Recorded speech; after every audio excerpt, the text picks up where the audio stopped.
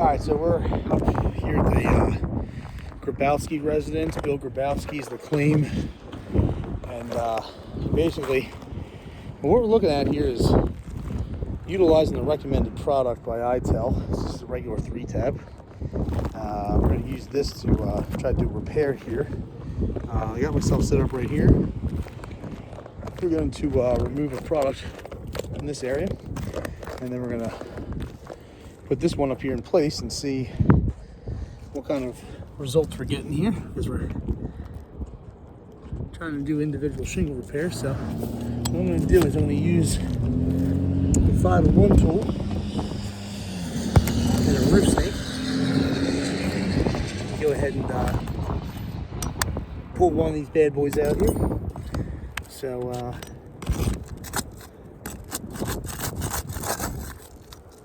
okay. So 1, 2, 3. So I should be able to take this one out right here. So I'm going to start. I'm going to do 1, 2, 3. All right. You can see my hand still.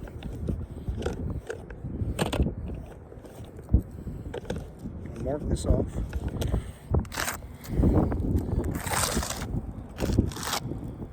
This 3-tab comes out.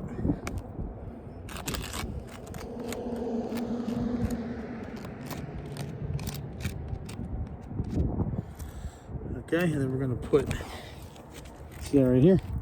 This one's a sample. Take that one out, and we're going to put in that 3-tab that's up there. Here we go. 5-in-1 tool to unseal. Shingle has a lot of granule loss, just noting. Trying to be as gentle as possible here. Partial seal was no good. Partial seal was good. Yep. Okay. That one. It's partially unsealed already. Unsealed, very much sealed. Sealed a lot. Okay. So got a bit of transfer matting on that one. Okay.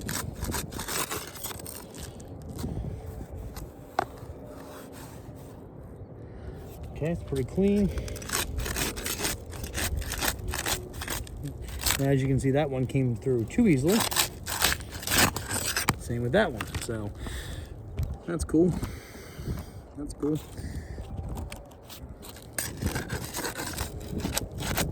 Again, barely sealed, overly sealed. Once again, got some transfer matting happening here. I'll show you pictures and better details of that, but that's a problem right there alone.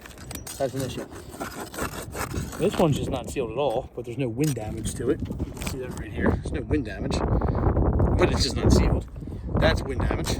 Wind damage. No wind damage. Moving along. Partially sealed. Not sealed. Transfer matting. That's a matting problem. That's the type of stuff we're talking about with these shingles where, you know, that matting's damaged. The shingle is now not going to seal. And that's not because I'm being too rough. I'll do one more for you. I'll do it in slow motion. Let me pick one. Oh, I like this one. This one's all the way sealed.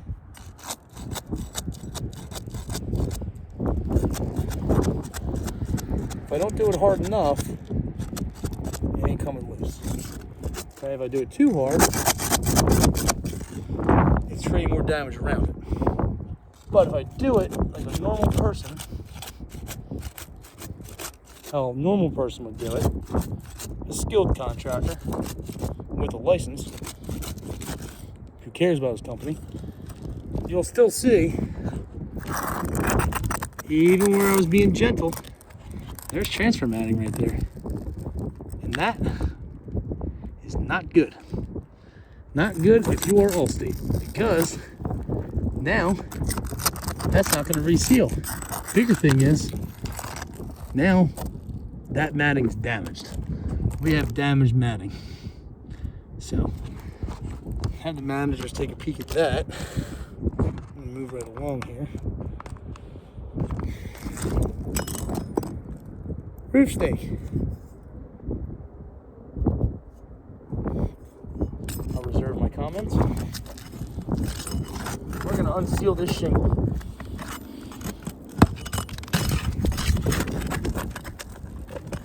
We're going to do it gently, but efficiently, because if I got guys up here working, they're not taking 9 hours to unseal individual shingles, because they're not getting paid 9 hours worth of labor to do individual shingle repairs. And if you did pay them that much per hour, you might as well do a full roof. Okay, so we're having some issues right here, right off the bat. We got some issues with the brittleness of the shingle. There we go.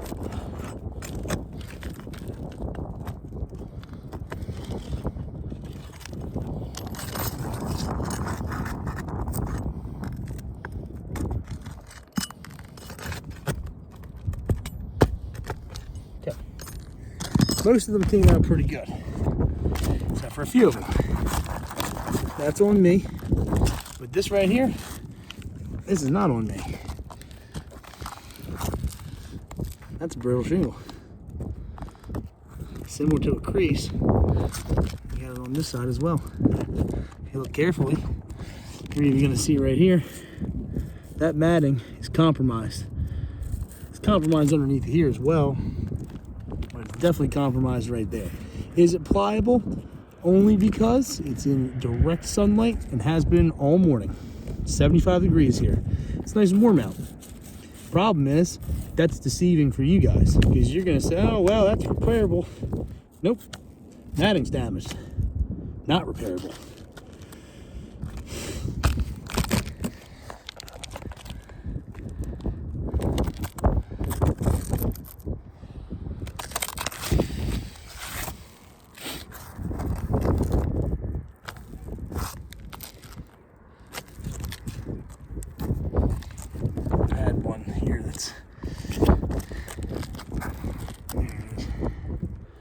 Some pretty rough shape right there, huh? Doesn't look that repairable. So, whatever. There's your close-ups. I'll take pictures. This one's out. Let's see how pliable it is. Yep. That's great. It's not. It's not pliable. Unfortunately, they stopped making this exact shingle, and I think I can see why. But what we're going to do is we're going to take this shingle, which is what's comparable to it currently.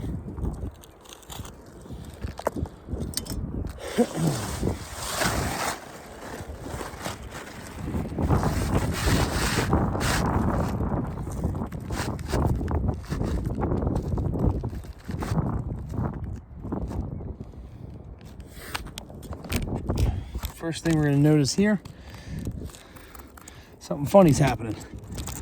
Not only do we have transfer matting, our seals don't line up. There's the old seal, there's the new seal. You can see the transfer matting where the old seal was, that's definitive. You can see the new seal, that's also definitive. Doesn't look like this shingle's going to work. Huh. Does it fit? Sure. Fits nice and pretty. Color's off. Good to make the product. Take another look over here. There's an undamaged sealing strip, as in no transfer matting, combined with a new sealing strip. They do not line up. That is not good for me.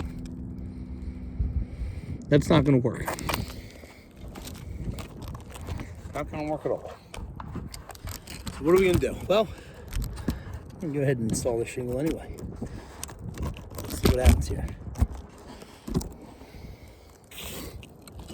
Using this fine retail product imported directly from China.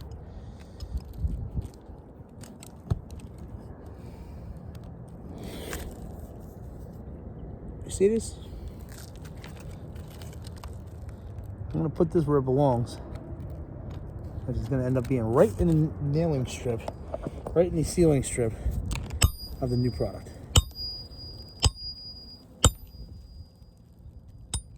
Isn't that pretty?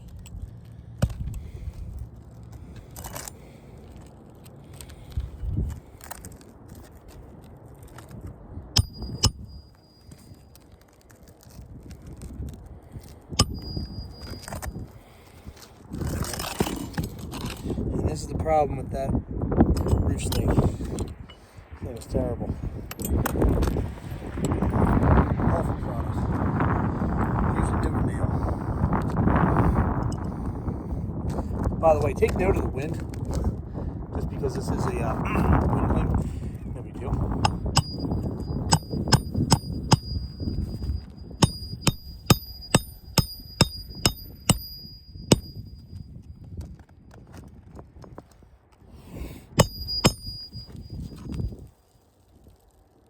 If you listen close, you can hear all the granules falling off the roof. Huh. That's kind of crazy. So as we put these repairs on, what I'm hearing is it's not repairable. We're losing granules. It's not good.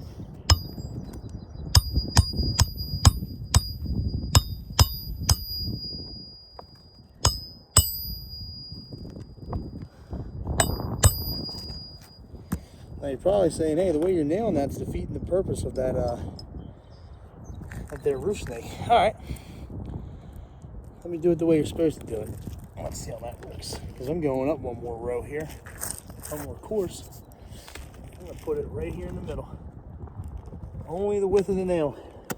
Let's look very closely at what I'm doing here. I'll even change hands for you. See the height of that nail? Hell, I'll even move over one. Okay. Do you agree that I didn't lift the shingle up any further than I needed to get that nail in there? I agree, because I'm doing it. Hell, I can even see it myself. Now, the problem is, I need less of an angle, which is fantastic.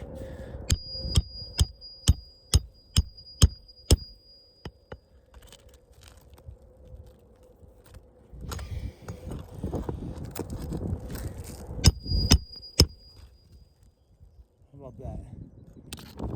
How do you like that? I don't like that. I don't like what that's doing to the rest of the product around it, including having this here tear. Got granules falling off everywhere. Oh yeah, and the sealing strips. They don't line up, because this is what it looks like when they do line up.